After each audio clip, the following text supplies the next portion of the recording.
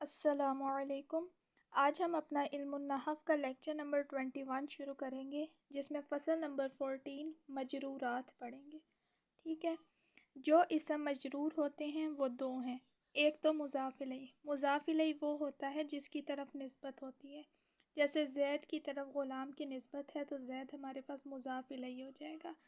ٹھیک ہے، میں آپ لوگوں کو ایک دفعہ بک سے پیچھے آپ لوگ فرسٹ فصل پہ جائیں گے، فرسٹ فصل پہ جائیں، اس میں پیج نمبر آپ لوگ کھولیں 6، تو ادھر مضاف اور مضاف الیہ کا لکھا بھی ہوا ہے مرکب اضافی میں۔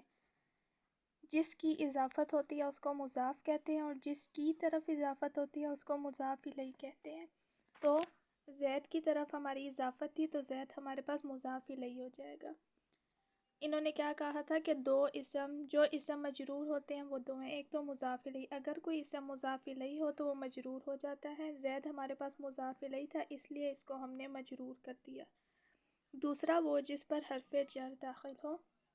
اب یہ با زیر بی ہمارے پاس حرف جر ہے، جہاں کہیں پہ بھی یہ حرف آ جائے، حرف جارہ میں سے کوئی بھی حرف آ جائے تو اس کے بعد والا جو بھی ہمارے پاس اسم ہوگا تو وہ اس کو مجرور کر دے گا۔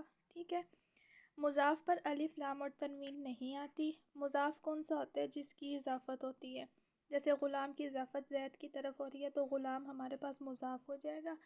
مضاف پہ کبھی بھی الف لام بھی نہیں ہوتا اور نہ ہی تنوین ہوتی ہے، اور تثنیہ و جمع کا نون اضافت میں گر جاتا ہے۔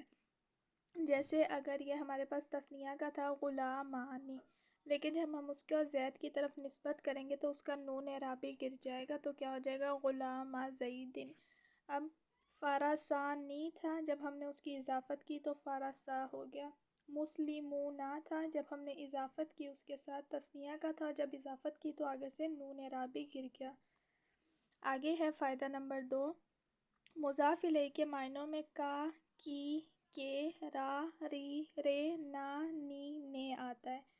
آپ لوگ قرآن مجید میں اکثر پڑھیں گے اور آپ لوگوں کو سمجھ میں نہیں آئے گا نا، تو آپ لوگوں کو اس کو ترجمہ اگر یاد ہوگا تو آسانی ہو جائے گی تراکیب کرنے میں۔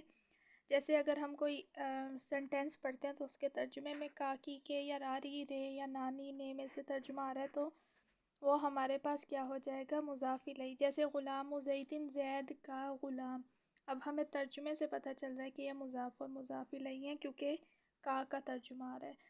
غلامی حاضر، میرا غلام حاضر ہے۔ اب را کا ترجمہ رے نے کہا تھا نا، را، ری، رے، تو اس کے ترجمے سے ہمیں پتہ چل گیا کہ یہ مضاف اور مضاف الیہ ہے۔ اسی طرح ضربت غلامی، میں نے اپنے غلام کو مارا، اس میں بھی ہمارے پاس کس چیز کا؟ میں نے اپنے غلام کو مارا، نے کا ترجمہ آ رہا ہے، جس کی وجہ سے ہمیں پتہ چل گیا یہ مضاف اور مضاف الیہ ہے۔ ٹھیک ہے، یہاں پہ یہ اتنی سی فصل تھی ہمارے پاس۔ ٹھیک ہے، مجرورات کا ہم نے سب سے پہلے پڑھا کہ دو اسم ایسے ہیں جو اسم مجرور دیتے ہیں، وہ دو ہیں، یا تو مضاف الیہ ہو اور دوسرا وہ جس پر حرف جر داخل ہو جائے۔ اس کے بعد ہم نے یہ پڑھا کہ مضاف پر الف لام اور تنوین نہیں آتا اور تثنیہ کے وقت اس کا نون اعرابی بھی گر جاتا ہے۔ پھر ہم نے پڑھا کہ مضاف الیہ کے معنوں میں کا، کی، کے اور را، ری، رے اور نا، نی، نے کا ترجمہ آتا ہے۔ یہاں پہ ہم اپنا لیکچر ختم کرتے ہیں۔ کسی بھی قسم کا کوئی بھی سوال ہو تو ضرور پوچھیے گا۔ السلام علیکم۔